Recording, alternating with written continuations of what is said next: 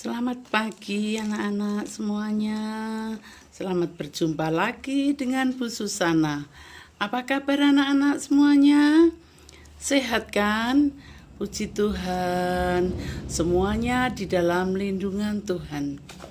Anak-anak yang terkasih, sebelum pembelajaran kita mulai, marilah kita awali dengan membuat tanda kemenangan Kristus. Di dalam nama Bapa dan Putra dan Roh Kudus. Amin. Selamat pagi Tuhan, puji dan syukur kami haturkan kepadamu atas segala rahmat yang telah Kau limpahkan kepada kami. Allah Bapa yang penuh pengampunan, Engkau menurunkan hujan bagi orang yang baik maupun orang yang tidak baik.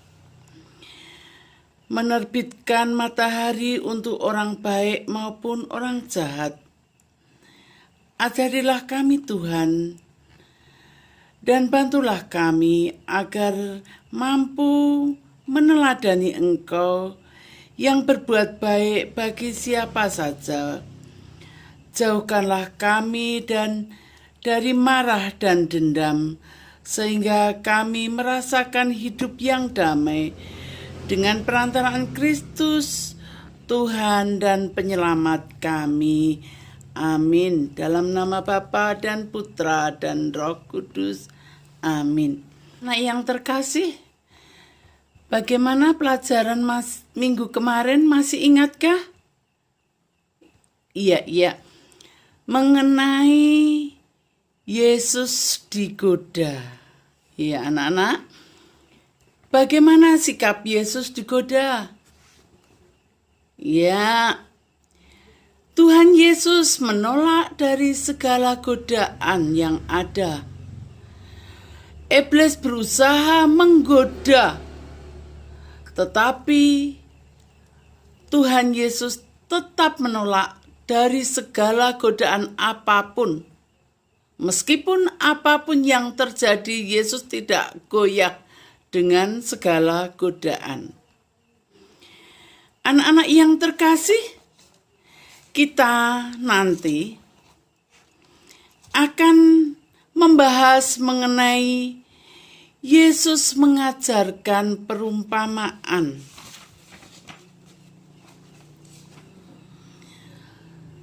Nanti saya harapkan anak-anak mengerti tentang mengampuni jika ada yang bersalah. Dan anak-anak juga harus mengampuni. Seperti kita telah meneladani guru kita, yaitu Tuhan Yesus, yang selalu mengasihi musuh dan berdoa bagi orang yang bersalah. Anak-anak, pernahkah anak-anak mengalami sakit hati? Nah, pernah toh? Nah, kalau saat sakit hati, bagaimana perasaan kita? Apakah kadang anak-anak mengalami rasa yang ingin membalas sakit hati itu? Ada? Nah, anak-anak yang terkasih, siapa yang suka anak-anak itu bergelut dengan saudara atau teman? Ada juga yang suka tawuran. Wah, anak-anak kelas 5 itu sudah mulai ngajak temannya untuk bertawur dengan grup untuk balas dendam. Atau mungkin memukuli teman rame-rame. Nah, anak-anak yang terkasih, ketika orang terjebak dalam situasi balas dendam yang tanpa akhir itu, orang tidak akan berkembang. Energinya habis untuk hal-hal itu. Sehubungan dengan hal itu, Yesus mengajarkan agar kita mau mengampuni, akan melepaskan kita dari beban dan marah untuk membalas dendam. Anak-anak, mengampuni akan melepaskan kita dari beban dan marah untuk membalas itu. Dengan itu, pikiran, hati, tenaga dapat digunakan untuk hal-hal yang lebih baik. Hanya dengan pengampunan, rantai balas dendam akan berhenti dan orang-orang dapat berkembang maju. Bukan hanya untuk balas dendam, bukan hanya untuk selalu membenci, yang selalu dipupuk di dalam hati, tetapi di sini Yesus mengajarkan agar kita mengasihi musuh dan berdoa bagi orang yang menganiayanya. Anak-anak yang terkasih, ini Bu Guru mau bercerita tentang ajaran Yesus. Siapa yang mau mendengarkan? Iya, pinter semua ngacung. Anak-anak yang terkasih, di dalam Injil Yohanes bab 8 ayat 1 sampai 14 itu menceritakan tentang pengampunan. Coba anak-anak dengarkan. Tetapi Yesus pergi ke Bukit Zaitun. Pagi-pagi benar, ia berada lagi di Bait Allah, dan seluruh rakyat datang kepadanya. Ia duduk dan mengajarkan mereka. Maka ahli-ahli Taurat dan orang-orang Farisi membawa kepadanya seorang perempuan yang kedapatan berbuat zina. Mereka menempatkan perempuan itu di tengah-tengah lalu berkata kepada Yesus, "Rabi, perempuan ini tertangkap basah ketika ia sedang berbuat zina. Musa dalam hukum Taurat memerintahkan kita untuk melempari perempuan-perempuan yang demikian. Apakah pendapatmu tentang hal itu?"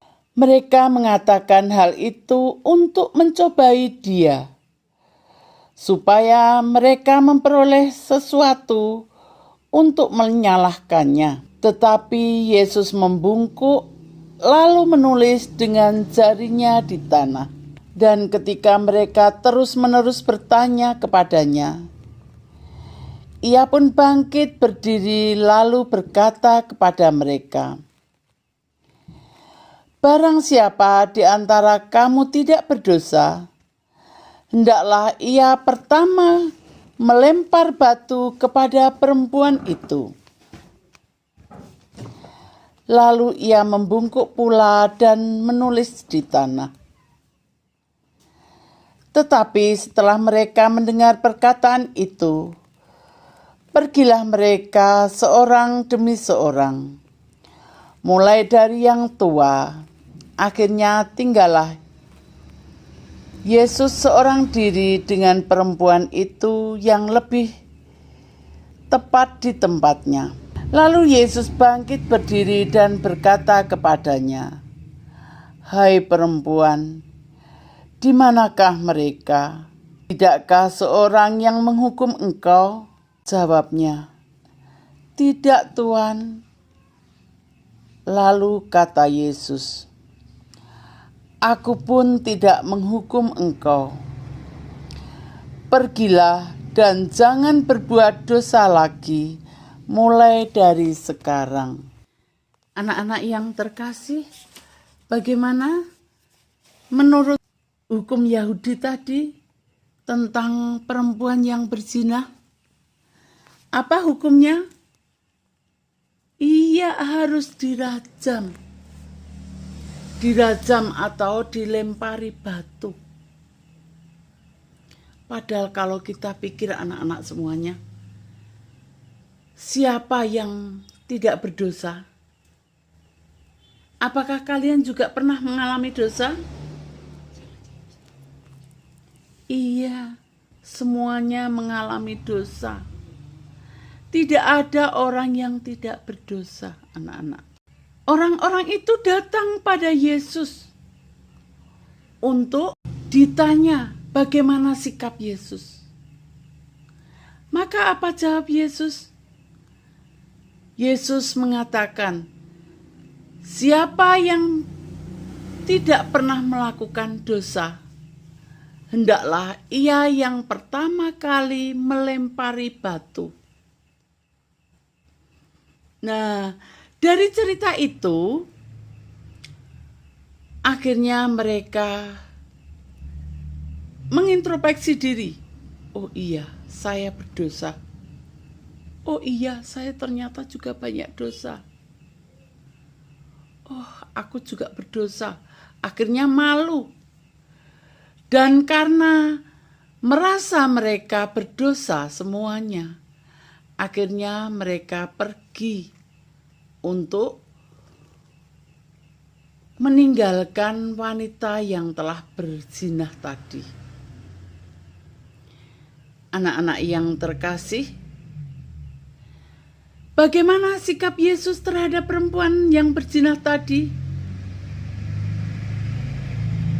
Tuhan Yesus mengatakan, adakah yang melempari batu? Perempuan itu mengatakan tidak. Akhirnya bagaimana sikap Tuhan Yesus? Aku pun tidak akan menghukum kamu. Sabda Tuhan Yesus mengatakan, aku tidak akan menghukum kamu. Dan pergilah, jangan berbuat dosa.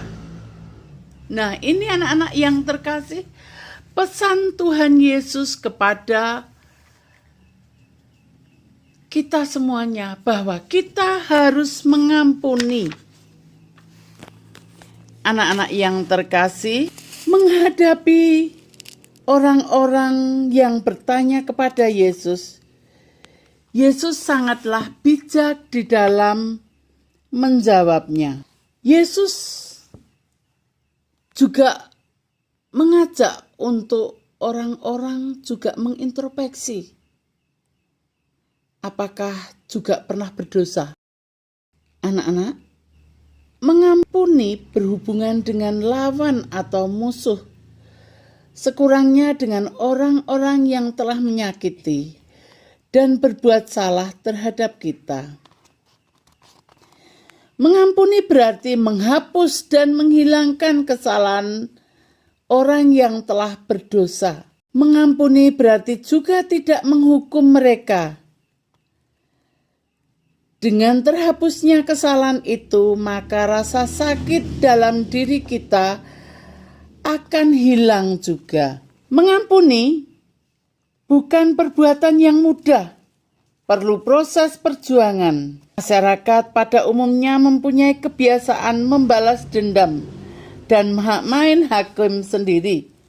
Misalnya ada perkelahian antar geng pelajar, perkelahian antar kampung, sering toh di TV-TV itu, menghajar pencuri yang tertangkap, dan masih banyak lagi. Kalau ada orang yang bersalah, jangan kita seperti mereka untuk menghukumnya, tetapi biarlah kita serahkan pada aparat penegak hukum. Biarlah aparat penegak hukum yang mengadili dan menghukum orang yang bersalah. Anak-anak, ketika orang saling membalas kejahatan, masyarakat main hakim sendiri. Kalau hal ini terjadi terus-menerus, maka kehidupan di dalam masyarakat tidak akan damai. Karena selalu dendam terus-menerus yang tidak akan berhenti. Kalau masyarakat mau maju dan berkembang, maka tidak boleh main hakim sendiri. Itulah yang dibuat oleh teladan kita, yaitu Yesus Kristus. Mereka yang berani dan berhasil mengampuni akan menjadi orang yang berbahagia, orang yang punya hati damai, orang yang punya hati sukacita. Marilah kita berani mengampuni. Mengampuni berarti juga membuka pintu ampun dari Allah, sebagaimana diajarkan oleh Yesus di dalam doa Bapa kami. Apa isinya doa Bapa kami? Antara lain, ampunilah kesalahan kami seperti kami pun mengampuni yang bersalah kepada kami. Nah, kalau kita mau mengampuni, pasti kita juga merasakan damai di dalam hati. Kalau kita membalas kejahatan dengan kejahatan, apa yang lebihnya kita dengan orang-orang yang tidak mengenal Allah? Nah, maka Yesus mengajarkan kita untuk berani mengampuni. Bahkan, Yesus mengajarkan agar kita mengampuni 70 kali 7. Nah, apa artinya itu? Coba. 70 kali 7. Berarti banyak sekali toh. Nah, ini berarti mengampuni terus-menerus. Tanpa batas akhir. Tidak hanya mengampuni saja, bahkan Yesus mengajarkan agar kita melangkah lebih jauh lagi, yakni membangun perdamaian kita. Dengan mengasihi musuh dan berdoa bagi yang berbuat salah. Mengasihi musuh berarti mengundang mereka dan mengajak orang membangun hidup damai. Hidup damai tidak bisa diusahakan sendiri. Hidup damai harus dibangun bersama orang yang memusuhi kita.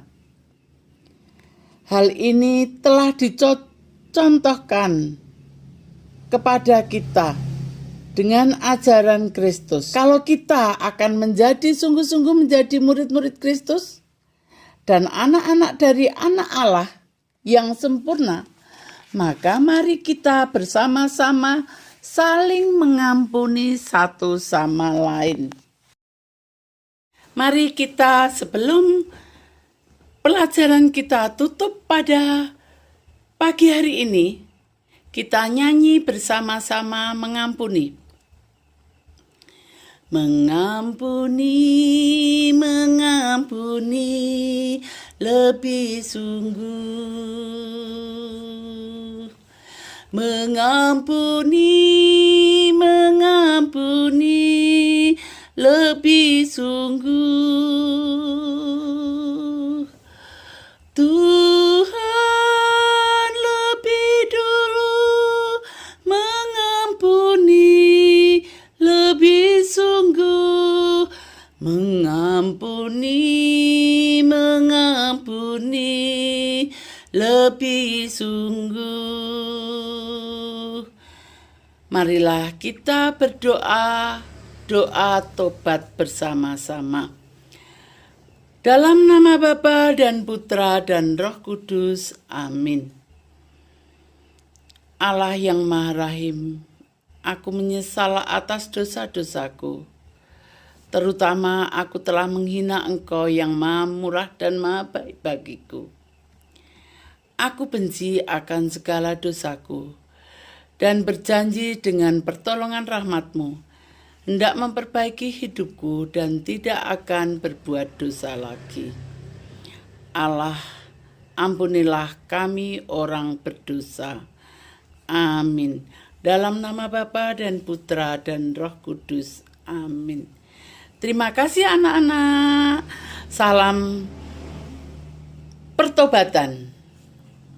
Sampai jumpa kembali di lain kesempatan. Berkah dalam.